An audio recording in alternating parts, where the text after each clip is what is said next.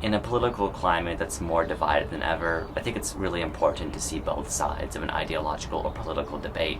Recently, I came across an issue like this one. I made a video on gun violence about a month and a half ago following Parkland and before the March for Our Lives, where I interviewed a lot of students and a teacher, and I went to an event at the Capitol where a lot of activists for gun control talked and expressed their opinions. And people criticized that video, saying that, rightfully so, I didn't include both sides. And so in this video, I want to include the other side. I want to include the people who are more conservative, the people who don't necessarily agree with gun control, and who maybe have more experience with guns themselves, and just come from a different background. So let's see their perspectives, and let's understand a little more of this issue. My name is Leonardo Ramos. I'm a senior at St. Anselm's Abbey School. My name is Marcus Thompson. I'm a senior right now at St. Anselm's Abbey School. Yeah, my name's Fitzhelder, and I'm a senior here at St. Anselm's Abbey School. The first question I wanted to ask everyone was, what was their broad level of experience with guns? Okay, so I was born into a household with guns, both for home defense and also for recreational use, such as sporting clays and bird hunting. I was raised and I was taught by my father especially to basically revere guns as something that is definitely something that can destroy things. And obviously I revere guns in a manner where whenever I use them safely and respectfully. And that sense of respect towards the guns has taught me to kind of respect other people in a way as well. Well, I virtually had no experience in firing guns, but I've known a lot of people who are gun connoisseurs. People who've been in the Navy and the Army. I was brought up in a household that did have guns. But I was brought up in an environment where they were treated with the utmost respect. They were always locked up, and they were treated as the deadly instruments that they can be. This being said, that respect for guns was ingrained in my childhood and growing up, and so I think that was very important for me to develop that respect for guns and to really recognize the gravity that guns really have. And then in general, I wanted to know, what did people think of gun control? I think gun legislation nowadays is widely not really known about just because the media portrays that anybody on the street can go get an automatic rifle, which is false. You need a Class 3 weapons permit to buy an automatic rifle, which takes almost 15 years to get. We already have background checks. We have all these laws. You can be refused to buy a gun by the dealer. You need a special permit to deal guns, obviously. But I just think the media portrays gun legislation as useless in these times, which can be seen, but I believe that we're at a time where I think we just need to step back and evaluate the situation instead of jumping straight to conclusions about taking away law-abiding citizens' firearms. As I've investigated deeply on the topic, I believe they're using extreme measures in trying to limit the sale as well as the possession of automatic, semi-automatic rifles. I believe they know very little of guns, in my own opinion, even though I am partially ignorant as well. That's what I would generally believe.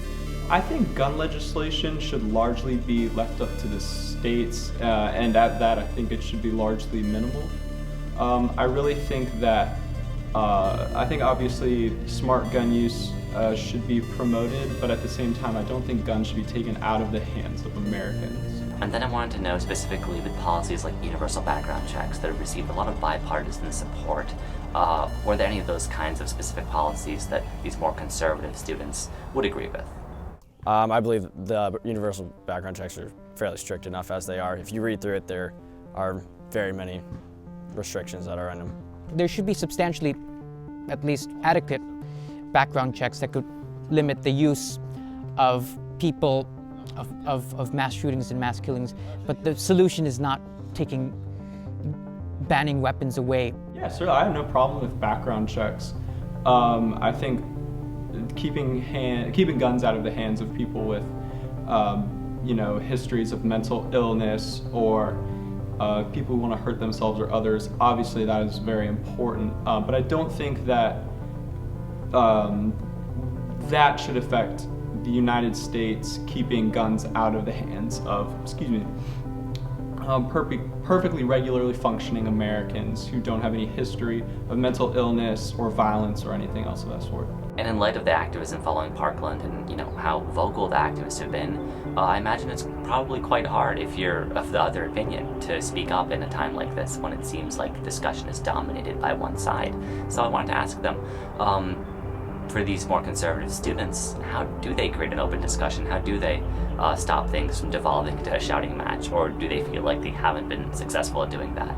I think it really is important that, according to the First Amendment, we all have right to freedom of speech and the right to express our opinions openly, which I strongly agree with. I actually appreciate everybody marching out and speaking their mind, but I think that we all just need to take a step back, analyze the situation, and make steps forward in progress to find the middle ground and to progress as a nation to find peace among all people. The only way to find common ground, in my opinion, is just to forget the semi-automatic rifle ban and to be less vocal about guns in schools and to quit using children as political scapegoats to infatuate a political agenda. So I think right now you have, and this is equally true on both sides, you have people yelling across the aisle, trying to get what they want to be heard, and not necessarily listening. And like I said, that's on the left, that's on the right, and everywhere in between. And so I really think that people need to set their emotions aside and meet in the middle amicably in order to really discuss objectively gun legislation and the effects of guns holistically.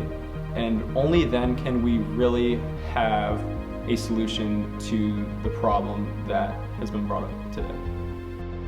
So hopefully in this video I did outline some other perspectives, and you got to see either people you agreed with if you're against gun control, or if you're for it like me, you got to be a little exposed to the other side and get a little smarter either way. So I think this is a good thing to do, and I hope this was successful. If you feel like I still missed out on some perspectives or I didn't cover everything, let me know. I'll try to address that later. But hopefully this video addressed some of the criticism from my earlier video on the subject, and hopefully in general when it comes to politics we can start to listen to the other a little more. Thanks for watching.